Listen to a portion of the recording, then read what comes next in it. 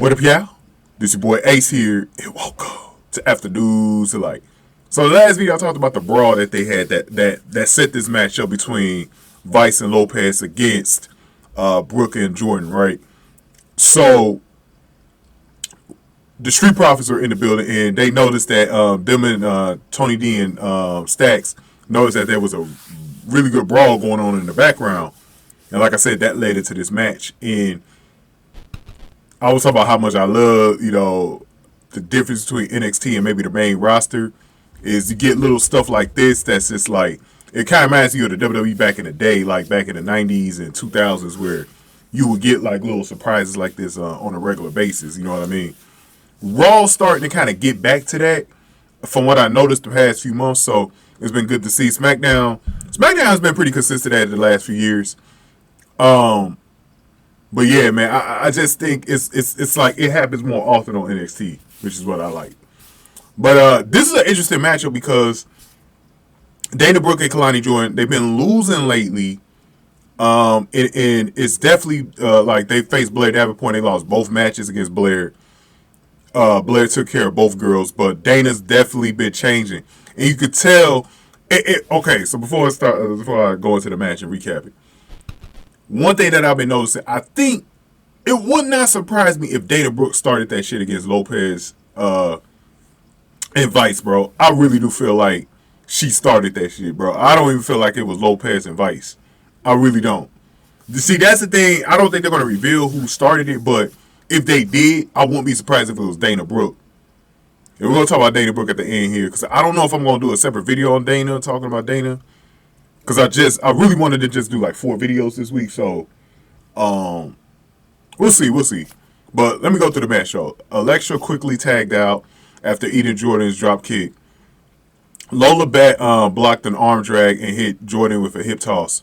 Lopez tagged in and got a 2 count. Jordan got a 2 count off of a sunset flip. Lopez came back with a throat punch and enzuigiri. Lopez got a 2 count after an elbow drop.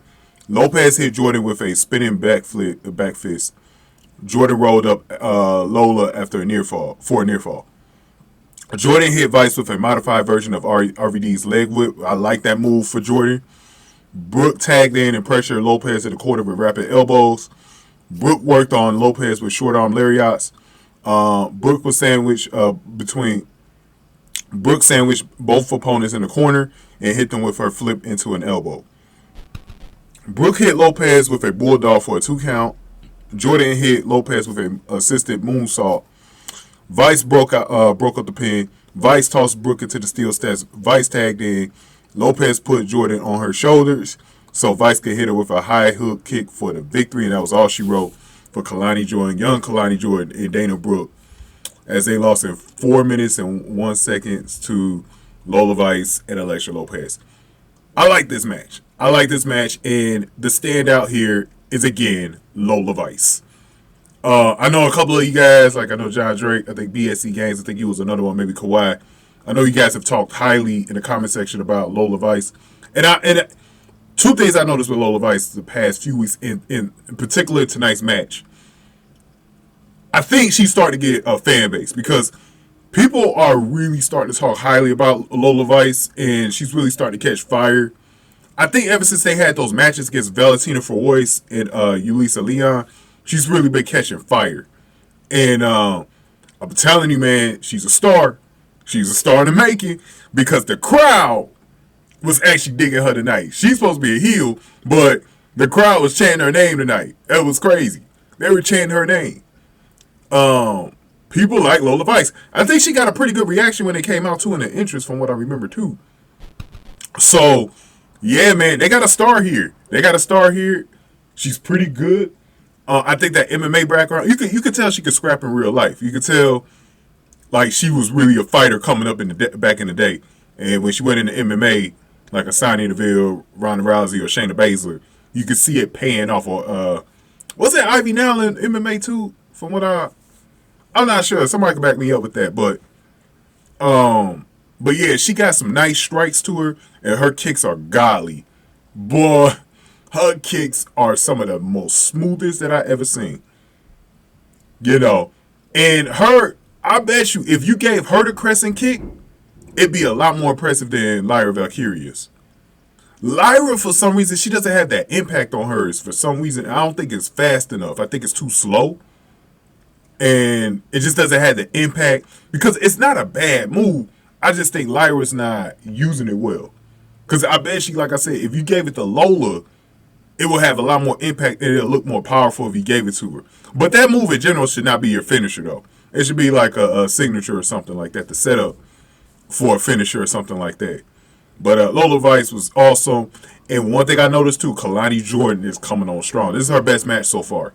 This is the best she's looked so far in that ring. She is learning fast. Bro, Kelani Jordan, man, is going to be special. I think the one thing we just need to see from her, she needs a better tag team partner. Like, I'm not even shitting on Dana Brooke. It's not got nothing to do with Dana Brooke. I would like to see her with somebody who's really athletic, like Kelani is, like a Sol Ruka or Danny Palmer or something. I'm telling you, there was something there between her and Danny Palmer that I liked. And I'm mad that they didn't really go into it, but I think it's because they're trying to keep Danny with Sol Ruka, which I can understand. But I'm telling you, you're going to have to wait. They're going to have to wait until like next spring or summer. It's probably the summer for Sol Ruka to come back. So they might as well put Danny with Kelani Jordan, because you got a lot of time before she comes back, bro.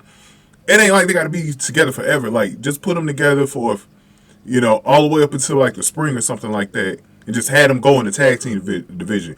Like when Dana Brooke is done with Kelani, when she turns on her, put her with put her with Danny Palmer or something. Or another idea I had, I'm going to talk about this a little later when I talk about JC Jane and Thea Hill.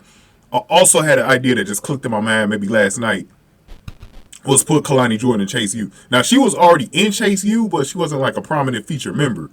But put her back in there, and maybe put Danny Palmer in there too, because if Thea turns heel, and I believe she will, they're going to need someone to take over for Thea Hill's position.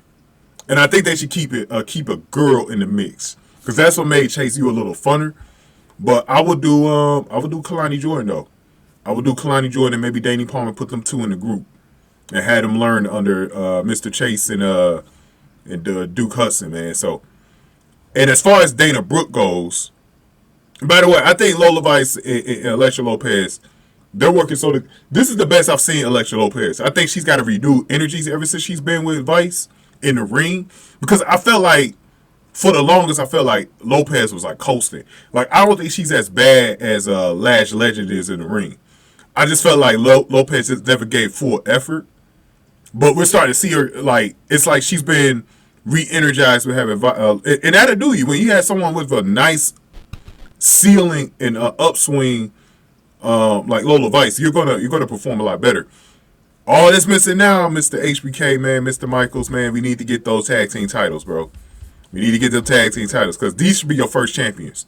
I will put them on Lopez and Vice first, because they've been the most impressive tag team during this period of time. I think you put it on them.